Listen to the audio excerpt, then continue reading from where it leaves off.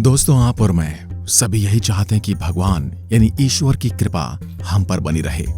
ऐसा कौन है जो नहीं चाहता कि भगवान की उस पर कृपा बनी रहे, या फिर उसे ईश्वर का प्यार मिले, लाड़ मिले, उसे भगवान द्वारा सही मार्ग दिखाया जाए। अब भगवान का प्यार मिलना इतना आसान भी नहीं है, क्योंकि उसकी कृपा ही हो जाए ये बहुत बड़ी बात है। और जब प्यार की है तो सोचो आपको कितना कुछ करना पड़ेगा और अपने जीवन में उस परमात्मा का प्यार पाने के लिए, लेकिन फिर भी आप उस ईश्वर का प्यार पा सकते हो और उसका रास्ता है पुण्य करने का। इससे जुड़ी हम आपको इस वीडियो के अंत में एक कहानी भी सुनाएंगे जो महाभारत कथा से जुड़ी है, और आपको पता लगता है कि ईश्वर को प्राप्त करना या ईश्वर के साथ रहने के लिए आपको कितना कठिन परिश्रम करना पड़ सकता है। हम लोग अपनी जिंदगी में कोई न कोई पुण्य तो कर ही देते हैं, लेकिन क्या आप जानते हैं कि सबसे बड़े 5 महापुण्य कौन से हैं? अगर आपने इन महापुण्य को अपने जीवन में उतार लिया तो फिर भगवान के लाडले बनने से आपको कोई रोक नहीं सकता। आप उस ईश्वर के प्रिय व्यक्ति बन जाते हैं। अब इससे पहले आप इन 5 महापुण्यों के बारे में समझें, उससे पहले आपको एक छोटी सी कहानी सुननी चाहिए, क्योंकि इस कहानी को सुनने के बाद शायद आपको 5 महापुण्यों के बारे में अच्छे से समझ आ जाएगा। तो चलिए शुरू करते हैं ये कहानी। धर्मानंद नाम का एक राजा था जो बड़ा ही प्रजापालक था। उसे हमेशा लोगों की चिंता लगी रहती थी, इसलिए वह हमेशा अपनी प्रजा के हित को ध्यान में रखकर ही प्रत्येक काम करता। हमेशा वही काम करता जिसमें उसकी प्रजा का भला हो। धर्मानंद इतना कर्मठ था कि अपना सुख दुख ऐशो आराम सब कुछ छोड़कर अपना सारा समय लोगों के कल्याण में लगाता था। वह राजा जन कल्याण के कार्यों में इतना व्यस्त था कि भगवान की भक्ति और पूजा पाठ के लिए उसके पास समय निकालना असंभव था। एक दिन वह राजा सुबह सुबह भ्रमण पर निकला। उसकी नजर एक दिव्य पुरुष पर पड़ी। राजा ने उस दिव्य पुरुष को प्रणाम किया। तब दिव्य पुरुष ने राजा को बताया कि वह परमेश्वर का दिव्य दूत है। उसके हाथ में एक लंबी चौड़ी पुस्तक थी। उस पुस्तक को देखकर राजा ने उनसे पूछा, आपके हाथ में ये कौन सी किताब है? दिव्य पुरुष बोला, यह हमारा बही खाता है जिसमें सभी भजन भक्ति करने वालों के नाम है। राजा को भी उस किताब में अपना नाम जानने की उत्सुकता हुई और उसने कहा, जरा देखिए इस किताब में मेरा नाम भी है या नहीं। दिव्य पुरुष ने पूरी पुस्तक का एक एक पन्ना खंगाल लिया, लेकिन कहीं भी राजा का नाम नहीं था। दिव्य पुरुष परेशान हो गए तो उन्हें देखकर राजा ने कहा, महाराज आप परेशान न हो, आपके ढूंढने में कोई कमी नहीं है। ये तो मेरा दुर्भाग्य है कि मैं ईश्वर के भजन कीर्तन के लिए समय नहीं निकाल पाता, और ये मेरा दुर्भाग्य ही है, आपकी इसमें कोई गलती नहीं। तब राजा के मन में आत्मग्लानि सी उत्पन्न हुई, लेकिन इसके बावजूद उन्होंने इसे नजरअंदाज कर दिया और वे फिर से दूसरों की सेवा करने लगे। कुछ दिन बाद जब राजा एक बार फिर से भ्रमण पर निकला तो उसे एक बार फिर दिव्य पुरुष के दर्शन हुए, लेकिन इस बार दिव्य पुरुष के हाथ में पहली वाली पुस्तक नहीं थी, बल्कि उसके हाथ में एक छोटी सी पुस्तक थी।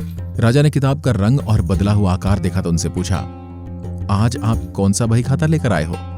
दिव्य पुरुष ने कहा, आज के बही खाते में उन लोगों के नाम लिखे हैं जो ईश्वर को सबसे अधिक प्रिय हैं।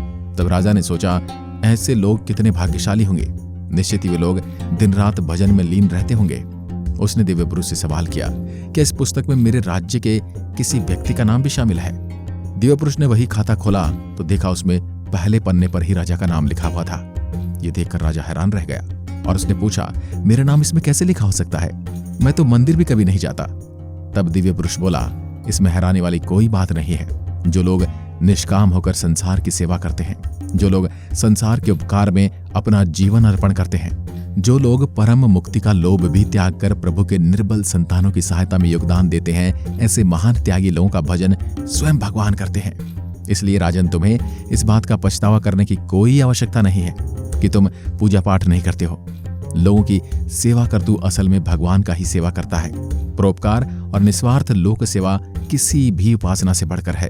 यूं कहिए, यही ईश्वर की सच्ची उपासना है। अब बात करते हैं उन 5 पुण्यों के बारे में जिन्हें करके आप भगवान के लाडले बन सकते हैं या उनका प्रेम पा सकते हैं, और साथ ही आपको महाभारत से जुड़ी और कुंती माता की वो कहानी भी सुनाएंगे जिससे श्री कृष्ण ने उनके प्रश्न का उत्तर दिया था। नंबर 1, अन्न पुण्य। किसी भूखे को भोजन करवाना, चाहे वो जानवर हो या फिर इंसान, अपने सच्चे हृदय से उनको भोजन करवाना, ये सबसे पहला बड़ा पुण्य का काम है। भगवान कृष्ण उस समय द्रौपदी के पास पहुंच जाते हैं जब वो वनवास काट रहे थे और उनके घर पर साधु भोजन करने वाले थे। लेकिन घर में अनाज का केवल एक दाना ही उपलब्ध था, यानी चावल का केवल एक ही दाना था। इस पर पांडवों के मन में तो था कि वो उन ऋषियों को भोजन कराएं, परंतु इस जंगल में क्या करें, कैसे बंदोबस्त करें। और जैसे ही वो सब ये सोच रहे थे तो भगवान कृष्ण वहां आए और उन्होंने उस एक तिनके को यानी एक चावल के दाने को खाकर सभी ब्राह्मणों का पेट भर दिया था। दूसरा पुण्य है शयन पुण्य। निराश्रित मनुष्य या जानवरों को आश्रय देना ये दूसरा सबसे बड़ा पुण्य है। आज के जमाने में यह पुण्य थोड़ा कम ही देखने को मिलता है, लेकिन यदि हम थोड़े से पीछे चलें, आज से 20, 30 या 50 साल पीछे जाएंगे तो आपको हर नगर में, हर गांव में धर्मशालाएं मिलेंगी, लोगों के ठहरने के निवास स्थान मिलेंगे जहां पर कोई भी आगंतुक बिना किसी परेशानी के रुक सकता था। और बहुत सारी जगह पर तो भोजन का प्रबंध भी हुआ करता था। वो लोग सच मायने में भगवान की भक्ति कर रहे थे। वचन पुण्य। यदि आपके पास न तो धन है और न ही भोजन है, किसी को दान करने के लिए तो आप अपने मधुर शब्दों और निर्दोष वाणी से अन्य के दुखों को सुख में परिवर्तित कर सकते हैं, अर्थात उन्हें सुख पहुंचा सकते हैं। ये भी ईश्वर आराधना का एक तरीका है।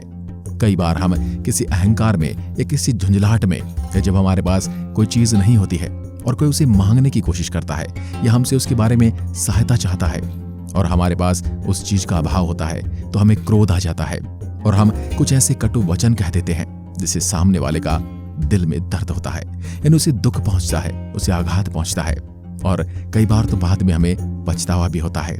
इसलिए हमें वचन पुण्य का हमेशा पालन करना चाहिए। इससे यदि हम किसी की सहायता ना भी करें, परंतु उन्हें ऐसे वचन कह दें जिससे उन्हें बुरा भी ना लगे और आघात भी ना पहुंचे। नमस्कार पुण्य। अपने से बड़ों व छोटों के प्रति नम्रतापूर्ण व्यवहार रखना ये सबसे बड़ा पुण्य है। बड़े बुजुर्ग के चरण स्पर्श करने मात्र से ही आपके पाप पुण्य में बदल जाते हैं। इसलिए जब भी मौका मिले छोटों को आशीर्वाद देना ना भूलें और बड़ों को प्रणाम करना ना भूलें, क्योंकि ये एक ऐसा पुण्य है जिसके लिए आपको कोई बहुत ज्यादा मेहनत नहीं करनी। बस इतना ध्यान रखना है कि बड़ों का आदर करना है और छोटों को प्रेम पूर्वक नम्रता से व्यवहार उनके साथ रखना है। अगला पुण्य है मन पुण्य। अपने हृदय में सभी प्राणियों के प्रति सुख की भावना रखना और अहिंसा का पालन करना बड़ा पुण्य है। यानी पुण्य वह है जो अपने पवित्र हृदय, वेशमुक्त चित्त व मस्तिष्क के उच्च भाग व उच्च विचारों के साथ करते हैं। आज के दौर में यह सबसे ज्यादा देखने को मिलता है कि लोग दूसरे की उन्नति से ज्यादा प्रभावित होते हैं। वे दूसरे की उन्नति देखकर मन ही मन जलने लगते हैं और वो कहीं न कहीं ये भी महसूस करने लगते हैं कि मैं इतनी मेहनत करता हूं, लेकिन फिर भी मैं इनके जैसा वो एम्पायर, वो बिजनेस, वो कमाई नहीं कर पाया जैसा मेरा पड़ोसी करता है।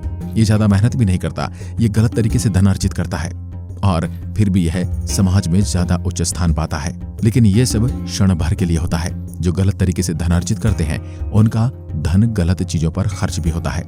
इसलिए हमेशा दूसरों के सुख की कामना के साथ जिएं और जो लोग आगे बढ़ रहे हैं उन्हें हतोत्साहित करने के बजाय उन्हें प्रोत्साहित करें। अब हम आपको महाभारत में वह प्रसंग आपको बताते हैं जो भगवान श्री कृष्ण और माता कुंती से जुड़ा हुआ है। महाभारत कौरव और पांडवों का युद्ध समाप्त हो चुका था। पूरा कौरव वंश का विनाश हो गया था।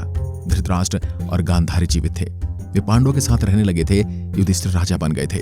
जब पांडवों के परिवार में सब कुछ ठीक और शांतिपूर्वक हो गया तो श्री कृष्ण ने द्वारिका लौटने का मन बनाया।